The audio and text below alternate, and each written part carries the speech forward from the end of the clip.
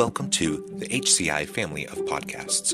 We're your source for personal, professional, and organizational growth and development. We share our own original research, explore industry trends, and interview executives and thought leaders from across the globe. Join us for practitioner-oriented content around all things leadership, HR, talent management, organizational development, and change management. Maximize your personal and organizational potential with the HCI family of podcasts. Claire Croft and Phil Lewis, welcome to the conversation today.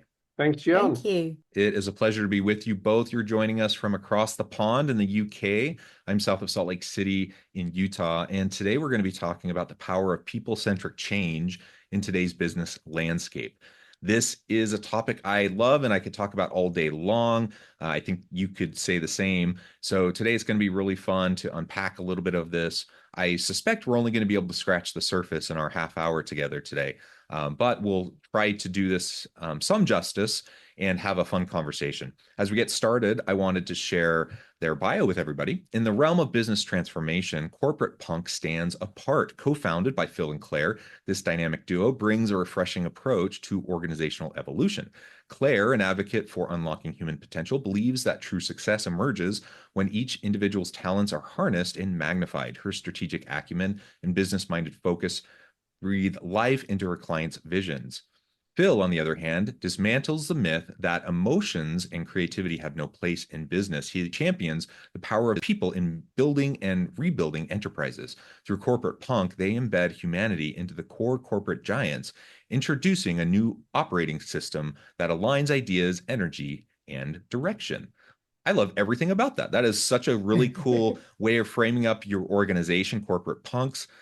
Great to be with you both. Anything you'd like to share by way of your background, personal context, or your company's background before we dive on in?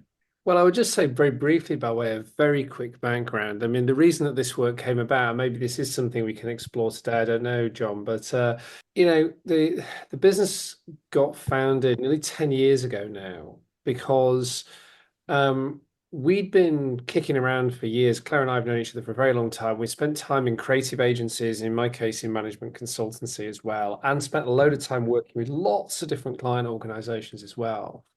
And it sort of seemed like, it certainly seemed to me anyway, like I was surrounded by all of these people with all of this talent and good ideas and hard work, ability to work hard, I should say, and passion and commitment and all that sort of stuff. And I truly believe nobody gets out of bed in the morning to do a bad job.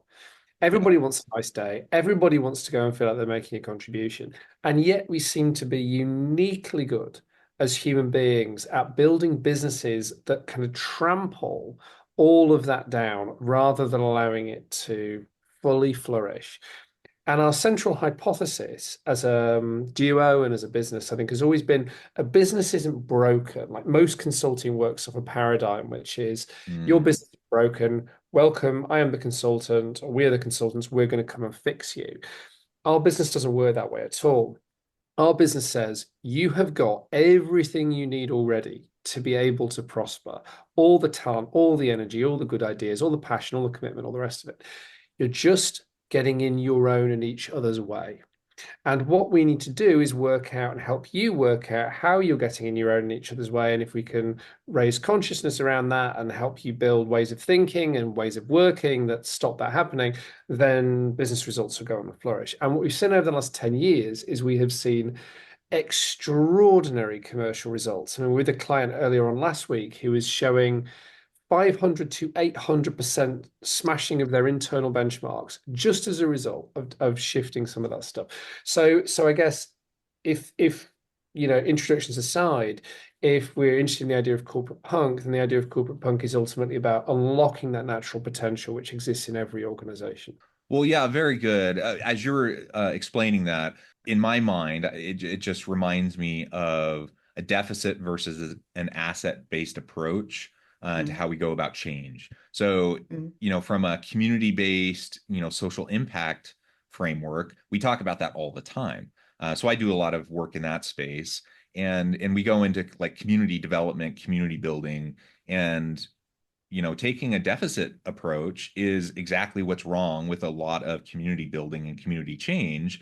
And it's what well-meaning people have done since the beginning of time. You go in with a white savior complex, you go in, you try to fix everything, thinking you Mm. have all the answers, right?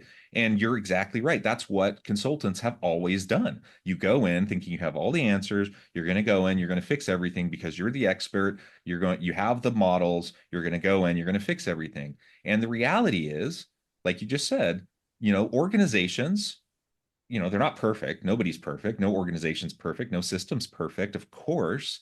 But you have lived experience within that organization. You have people who are well-meaning, who get up in the morning wanting to do a good job. You have the pieces, you have the intention, you have the values. Now it's just a matter of helping people learn how to function and to get out of their own way, Mm, and to put the pieces together, right? So it's yeah. a strengths based, it's a asset based approach. It's a totally different mindset of approaching Mm, change, right? mm. And I think it's a much more powerful mindset. So I really appreciate that that's the approach that you take. Yeah, I mean, for us, there's a supreme arrogance to thinking you can fix it because Mhm. the complexity of the context in which a lot of organizational change is trying to happen, like no one person knows the answer. Yeah, The job is to create an environment where an answer can be explored with honesty, with openness, with optimism, actually. In a lot of our work, we see overwhelm is quite present. So yeah. whilst people may like the idea of being rescued, deep down they know that there's no one person who knows the answers to these big, challenging questions that they're trying to work through. So for us, it's not only the right thing, but it's the very honest thing to go in and say, our job is not to fix you, our job is not to give you the answer. Our job is to help you get there together for yourselves. Like we like to be made redundant. We love it when our clients don't need us anymore because then we've done our work. Yeah, it is the honest thing. I also appreciate that's how you frame it up, because I'm a university professor. That's my number one Mm, gig. I do consulting work as well, things like this podcast on the side. But my number one gig, I'm a full-time university professor. I teach organizational development, change management to my students. This is like the number one thing I teach them is you do mm, not go into an organization with a white savior complex thinking you're going to go in with all the answers and just fix everything for them. You mm. do not go in with all the answers. You go in with questions. You go in Exactly. um, curious. And you don't go in with all the answers, and you don't go in with some magic box, like some magic formula to that magic, you're just going to change everything. If Mm, complex problems had easy answers, then they would be fixed, right? Like the most yeah. challenging complex issues wouldn't be pervasive if they were easy to fix.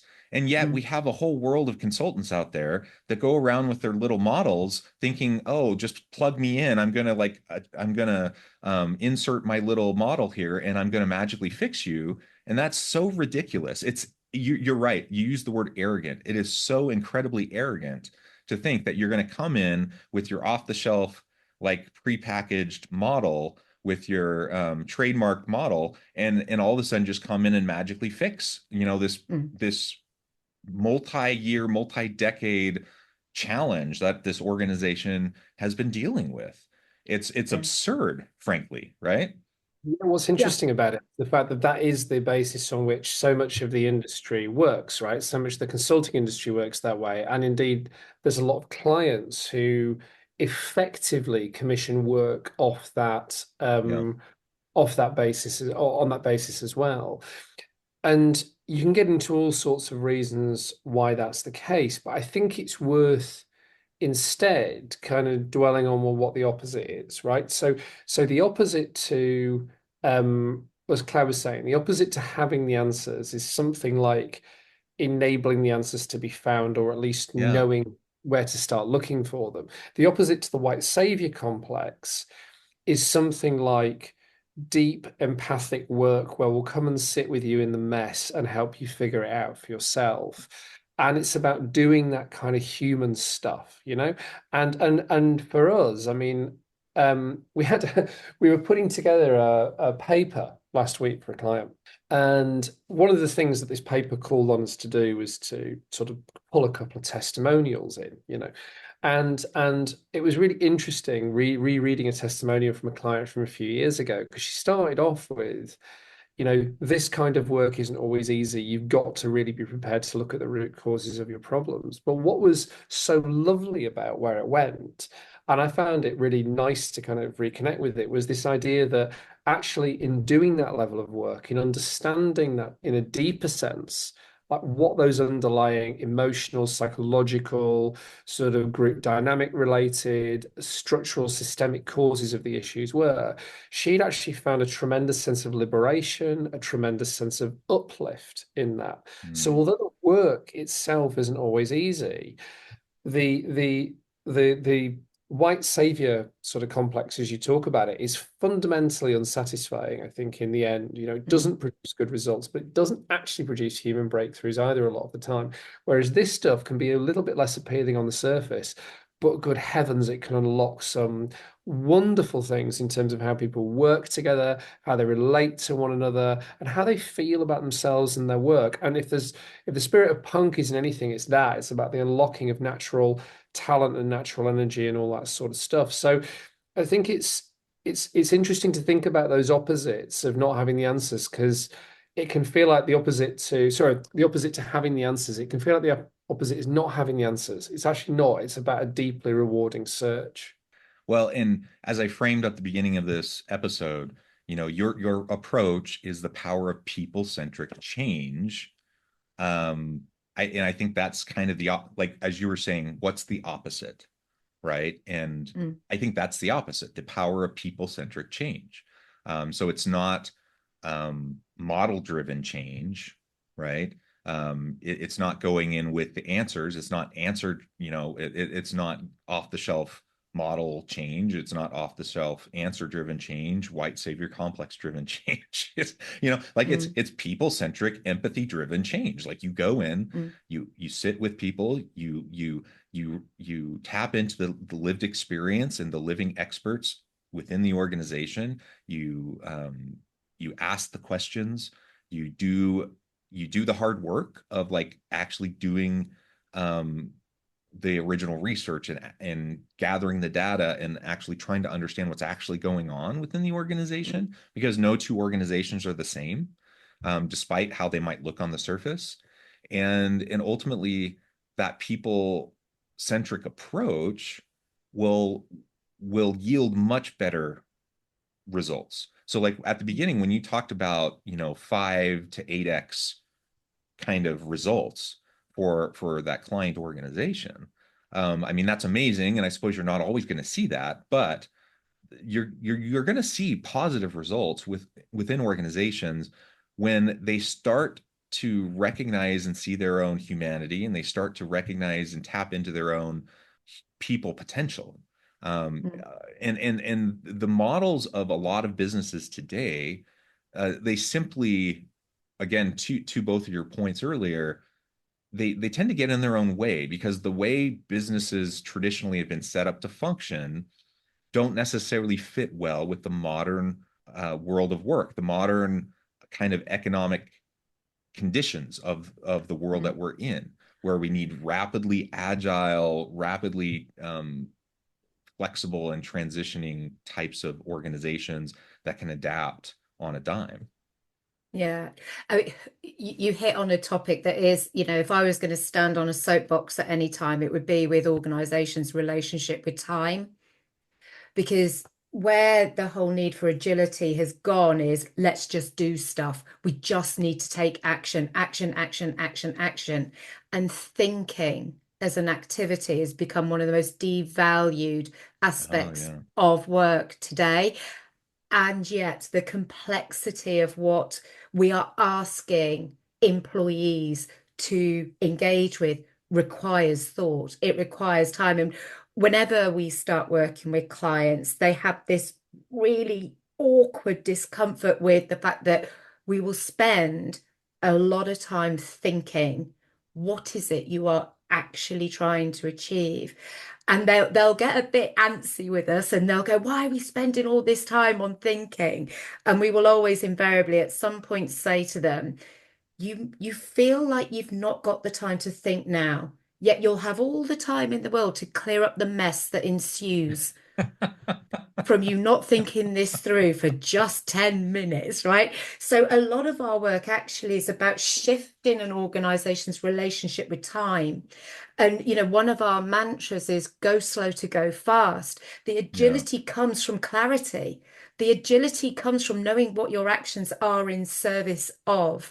So your point is absolutely valid. And for us, the solution is in change your relationship with time.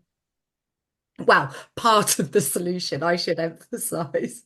Well, Yeah. there's this overt action bias in lots of organizations, right? It's this Mm. thing around um, there's a brilliant British show called Yes Minister. It was made in the late 70s, I think it was. And there's this wonderful line in it where one character explains politicians' logic as he defines it. And he goes, politicians' logic is we need to do something. This is something, therefore we should do this. Hmm. And that feels like, the sort of mode of decision making that goes on in organizations. There is actually a deeper underlying issue a lot of the time, which is not just an overt action bias, but also you've got this thing which is human beings aren't terribly good at thinking systemically, right? Yeah. So what happens is we tend to be very good at sort of playing the whack-a-mole with the problem we've got in front of us, but not really understanding the relationship between that problem and the potential fix for that problem and everything else that is happening or could happen across the organization. So actually bring those things together, which is the overt desire to leap into action and a lack of systems thinking.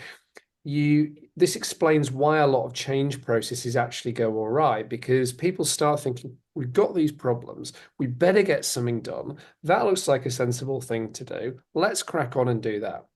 And then before you know it, actually, you've ended up with 24 semi-competing work streams, all of which are kind of fighting one another in fundamental sense, even if only at the level of prioritization, and some of which are actually creating all sorts of unintended consequences elsewhere in the organization. But again, it's not that anybody set out to do a bad job. It's just because Yeah. we think as humans and how we relate as humans and how a lot of organizational incentives work kind of mean that's the outcome. So again, if we're talking about people-centered change, it's about how do we help an organization understand that that's its default kind of dynamic? And then to Claire's point about time, how do we get people to rethink what they're doing so actually we can be a bit more deliberate about the choices we make in the understanding it's like a hockey stick in the end and you just get a whole load of stuff moving a lot more efficiently and effectively as a result. Yeah. And you're absolutely right. I mean, we spend so much time trying to untangle and trying to clean up the messes, put out the fires that emerge because of the bad decisions we make, because of the problems that we create. Like if we can take a little bit of time up front to be more strategic, to think through the systems processes, to just be thoughtful, and to do the thinking work, Mm. we can avoid a lot of those potential fires. We can avoid a lot of the potential unintended consequences. We can avoid a lot of the potential, unintended harms that Yeah. we later are going to have to spend countless hours Mm. having to deal with.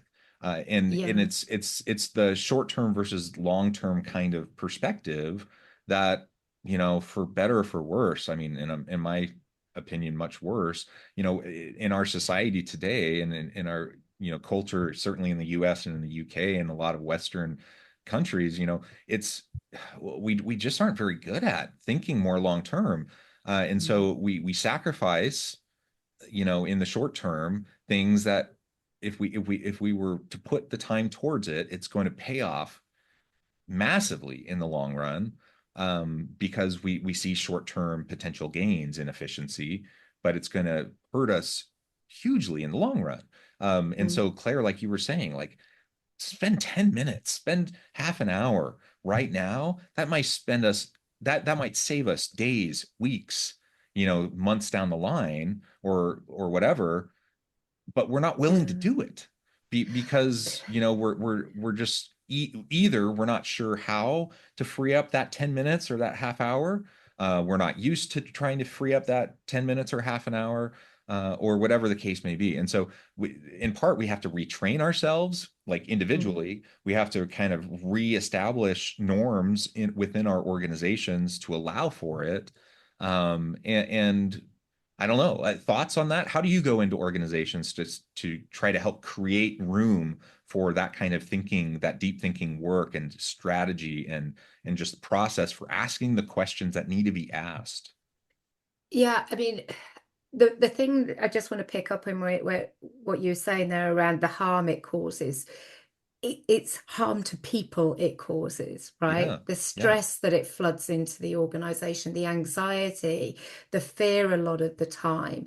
So I think, it's not just about business performance. And to us, happy, contented, energized people is business performance. Like it's yeah, not, do you choose people or do you choose business performance? One enables the other. But in terms of how we create the space in time, I mean, a lot of the time, you know, we don't get lots of calls that are sort of along the lines of, in 6 months' time, we're thinking of doing some change and we'd really like to get on the front foot of how we could right. do this brilliantly.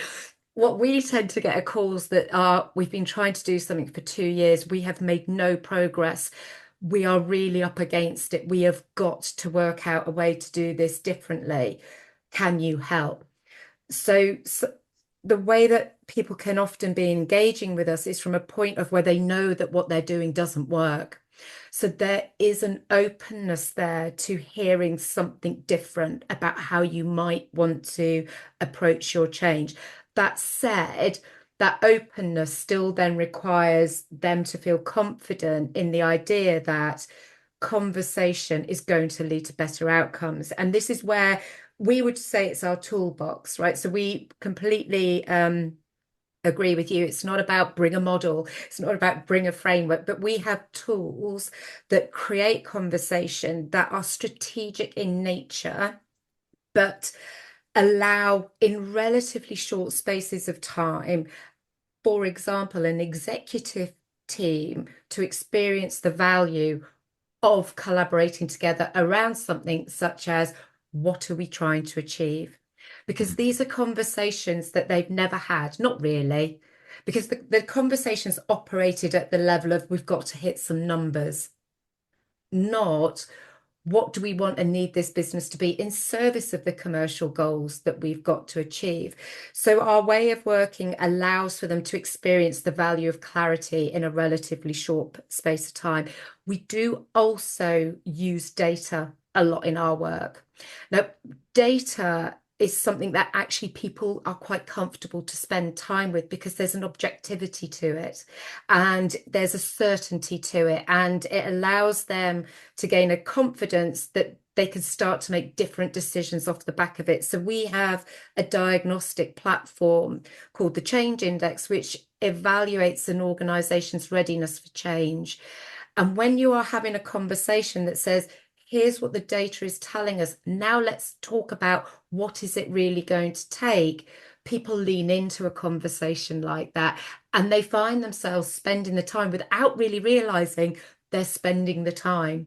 So it's about equipping them with ways of conversing, equipping them with insight that allows them to experience the value of taking time to think. We never go in and say, the way you're going to work with us is you're going to sit still and we're going to have a chat for a while and you're going to do some thinking, because A, that's infantilizing, and B, they'll look at us like, Yeah, what the hell are you yeah, doing? Because on some level, they think we're going to go in and tell them the answer. But of course, they're very quickly, that's disbanded as a myth for them.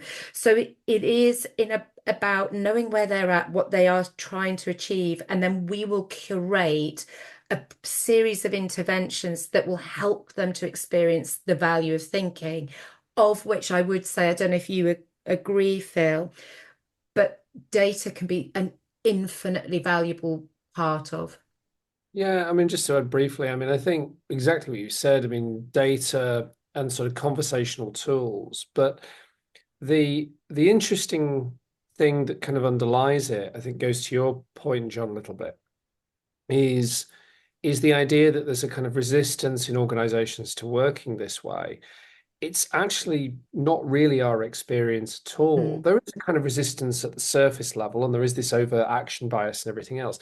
But there's this thing in ancient Sanskrit about, there's no mistakes, there's only lessons, and a lesson will be repeated until it is learned.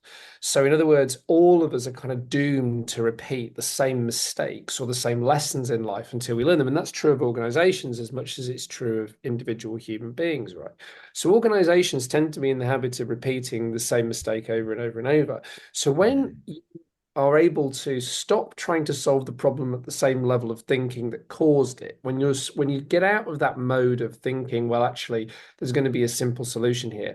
And when you kind of elevate up and you start using data and the kind of tools Claire was talking about to foster a different kind of conversation, the latent appetite for that sort of conversation just gets completely activated. And exactly what happens, what Claire was saying, it's like it can start to move really quite quickly because actually we are wired to contribute. We're wired to try and solve problems. And actually, at some level as well, most of us are a bit sick of seeing ourselves and our businesses, our teams, or whatever it is, repeat the same issues over and over and over again. So if you start showing people good quality data and good quality, ways of conversing and relating and thinking and all those sorts of things, that helps to paint the path, that helps them to feel as though there's a path out of that. And that the future can look different to the sort of doomed repetition of the past. They will run down that path quicker than you can sometimes keep up with them. And that's the great joy of the work. Claire and Phil, this has just been a super fun conversation. I note the time. I need to let you both go and get on with your busy days and probably get home to your loved ones and have dinner and all of that. But before we wrap things up for today, I just wanted to give you a chance to share with the audience how they can connect with you, find out more about your work, your team, and then give us the final word on the topic for today. Well, we're all over LinkedIn, so look at Corporate Punk on LinkedIn. You can also find me and Claire on there as well if you go to corporatepunk.com. And we also have a newsletter that comes out once a week called Small Change, which is basically tiny couple of paragraphs of advice around change. You get some very, very good response from our readership of different clients and other people who are interested in change work. So you can go to corporatepunk.com, sign up for Small Change. That'll come into your inbox every Tuesday. And the last word on the topic, just to say, John, thank you certainly from me. There is no time ever spent talking about this stuff that is wasted. And I loved what you had to say as well about that kind of asset as opposed to deficit approach to this work. I've not heard that phrase before. And I will take that with me on the back of this. I think it's a lovely way of thinking about it. So thank you. Excellent. Yeah. Claire, anything you want to add? No, just thank you for spending the time with us, John. And I think the work that you're doing in educating the next generation of consultants to go in and solve with rather than to is all for the greater good. Businesses need consultants, but they need consultants who believe in the power of humanity to solve the problems it faces. So thank you for your time. Thank you both. It has been a real pleasure. I encourage the audience to reach out, to get connected, find out more about what Claire and Phil can do for you. And as always, I hope everyone can stay healthy and safe, that you can find meaning and purpose at work each and every day. And I hope you all have a great week.